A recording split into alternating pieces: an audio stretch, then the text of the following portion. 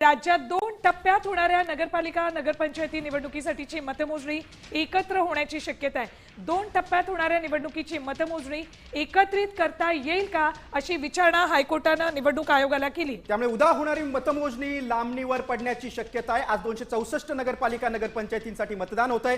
उर्वरित 24 नगरपालिकांसाठी 20 डिसेंबरला मतदान, तर त्याची एकत्रित मतमोजणी दुसऱ्या दिवशी म्हणजे 21 डिसेंबरला होण्याची शक्यता आहे। 264 नगरपालिका नगरपंचायतींसाठी आज मतदान पार पडतंय। सुवर्ण, खरं तर अनेक नेत्यांनी मतमोजणी ही एकत्रित घ्यावी अशी मागणी केलेली आहे। अगदी बरोबर आहे, कारण आज जे मतदान होतंय त्याची जर उद्याच मतमोजणी झाली तर त्याचा इन्फ्लुएन्स अर्थातच राहणार आहे। त्यामुळेच 21 डिसेंबरला एकत्रितच मतमोजणी घेण्याचा आग्रह खरं तर धरला जातोय। राष्ट्रवादी काँग्रेसचे नेते रामराजे निंबाळकर यांनी देखील काल अशीच मागणी केली की एकत्रित मतमोजणी घ्या। देश विदेशातील प्रत्येक घडामोडींचे लाईव्ह अपडेट मिळवण्यासाठी आता साम टीव्हीच्या सर्व सोशल मीडिया प्लॅटफॉर्मला लाईक, फॉलो आणि सबस्क्राईब करा।